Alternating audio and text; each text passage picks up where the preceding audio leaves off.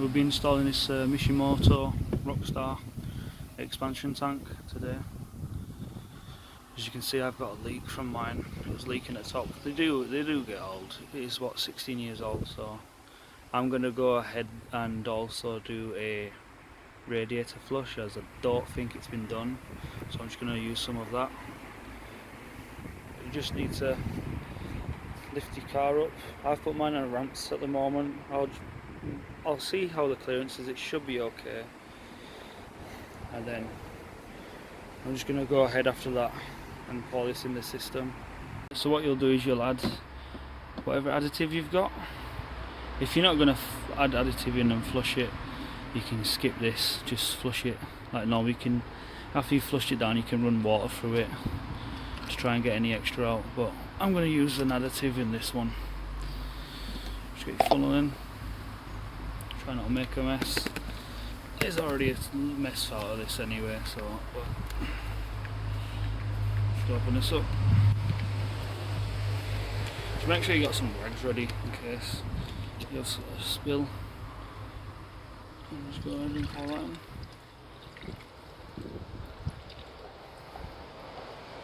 There you go. Once you've poured that in, just remove the rags. As you've poured that in, you'll want to start the car up. I believe you run it until the temperature is where it normally is. So the car meets temperature, sorry. And once you've done that, let the car cool down before you drain it. So I'm just going to go ahead and make sure I start her up.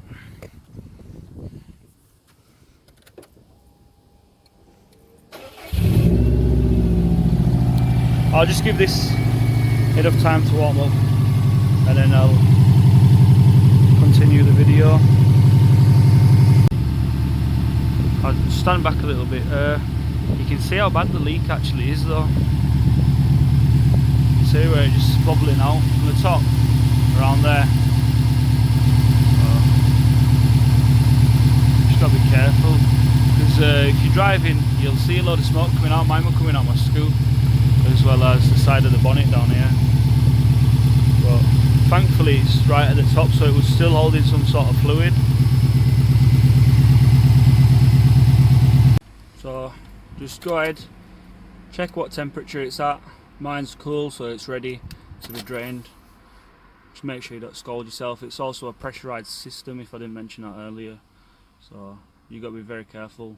Next, once you're under the car, this is the right hand side, or the driver's side, and just this little valve here that I'm touching, that's where you'll drain it from. It looks like it's going to make a right mess because it's going to go all over. Normally I think some cars are designed where they just pour out straight over here, so but just go ahead, make sure you get your pan under the car and just go ahead and twist that and it'll start to pour out for you.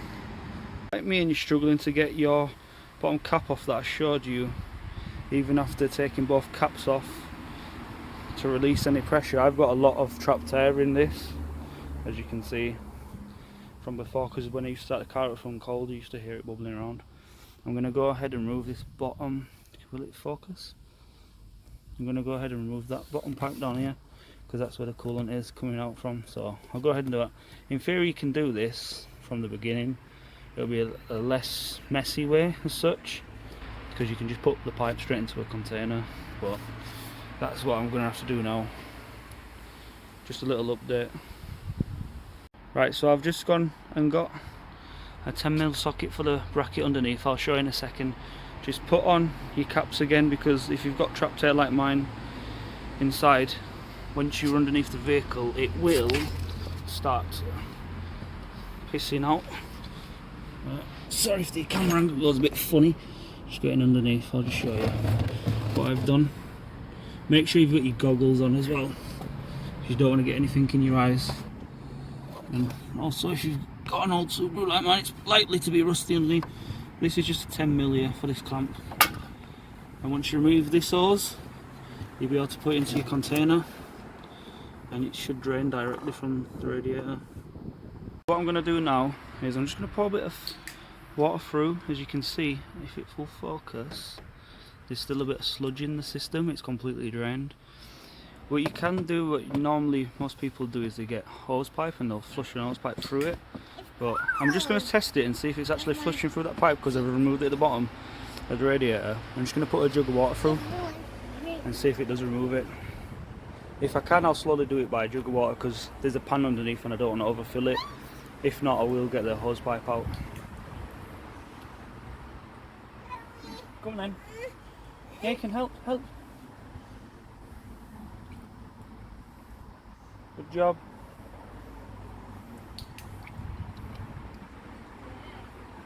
A bit more.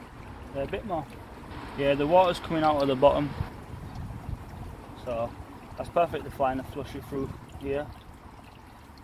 And I'll probably just go ahead and do it through the expansion tank as well. So just 1 minute.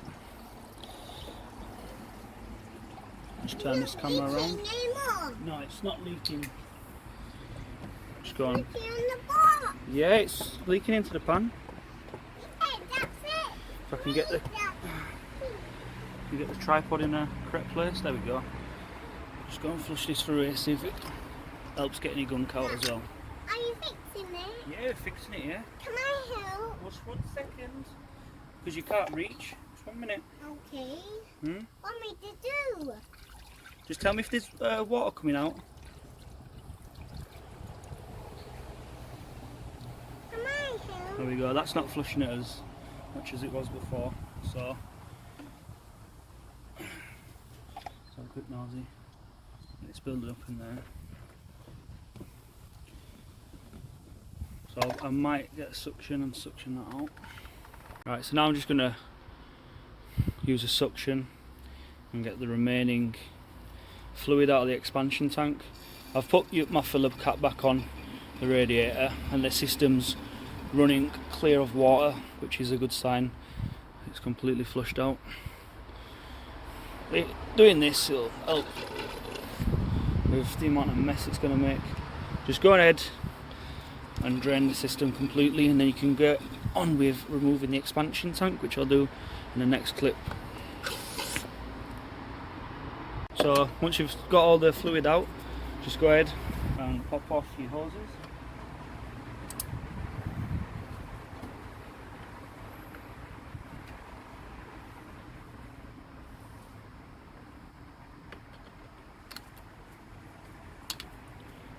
There's going to be 3 bolts. There's going to be 2 here, and you're going to have 1 down the side,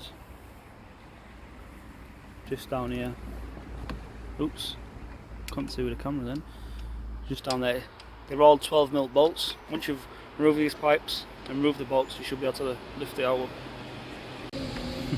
So once you've removed all of these hoses and your 3 bolts, the expansion tank will come off. What I didn't put in the video, because I didn't see it until afterwards, is there's a little hose on the bottom side, but you'll have to remove everything else first before you can get to that. Little tip is for all your hoses, because you don't want to damage them, you got to be careful, especially if they're old, they might be brittle, is use some silicone spray. And what I did on the bottom one is, because you can see all the gunk on it there, is I just got a flathead screwdriver here against it and pushed it. But you won't, if you're upgrading it to this expansion tank, which I'm guessing most of you are watching it for, is another, well, or any aftermarket one, you'll have to cut about up to here of the pipe anyway. So just go ahead. I'm going to try it with scissors. If not, I'll try it with something else. You'd be better off with proper hose cutters. And at the same time, what I didn't mention as well is after you've drained all your coolant out of the radiator and everything, is just to go ahead and empty your overflow tank. So you're better off with a suction device. You can see how gunky it is. It did have oil mixed in there, but so make sure your system's fully flushed out. Once you've trimmed the bottom pipe and put that on and put your 3 bolts in place, just go ahead and put your other 2 hoses on. Where is it? There it is. There were 3 hoses, sorry. Pop them back on. And it should be ready to be filled up. So that. I've put my hoses, so I've put the right one here and I've put the left. So left and right. So this is the left one, it's for the top, the reservoir, for that.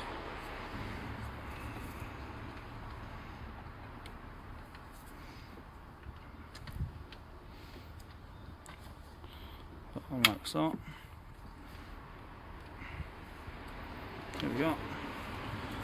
And then the other one goes here. This actually fits really nice, this bit of kit. And it looks a lot nicer in the engine bay than the horrible looking factory ones. Just make sure your lines are on and your clamps are on. That's not going to go anywhere. That ain't going to go anywhere. And they're fine. I might change these later on to Jubilee clips. I just seem to prefer them a lot more, but that's all you need to do. Just go ahead and fill it up. A little tip is to hold your bottle sideways to try and stop it from gulping and getting more trapped air like you did before. What I'm going to do is fill it up and also check the expansion tank at the same time.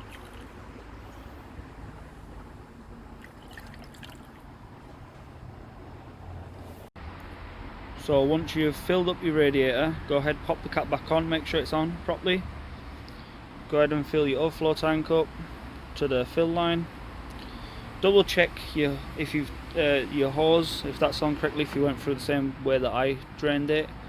If you took off the little tab on the other side, make sure you put that on. You'll know because it would have leaked out already, but just double check. I'm going to go ahead and try and bleed the system from this side. And I've just got a few rags in case it fills up. But what you'll want to do before that is, if you come inside, oops, is you'll just want to put your heaters on the highest temperature and on the lowest setting and have it for the cabin. And then just go ahead and start the car. And just let it, while it's running, just let it do 2 cycles of heating if you can, so your fans will kick in after a while, and that'll be 1 cycle on where it opens the thermostat, and then just let it do it another time and it should be good to go, as long as you've got no air bubbles in there as well. My fans have finally kicked in. We'll see. See them spinning. Probably too fast to see them spinning, to be honest, but they're on. Let it cool itself down and then cycle that again and you should be good to go. So what I did while it was cycling through, when it opened the thermostat and the fan kicked in, I topped up the expansion tank just so it's underneath the rim with a bit of coolant as well as the level drop down. I give it a few revs with the throttle cable and topped it up again, and it cycled through its second process. And you can go ahead and just pop your cap back on then, and I've just left it just there.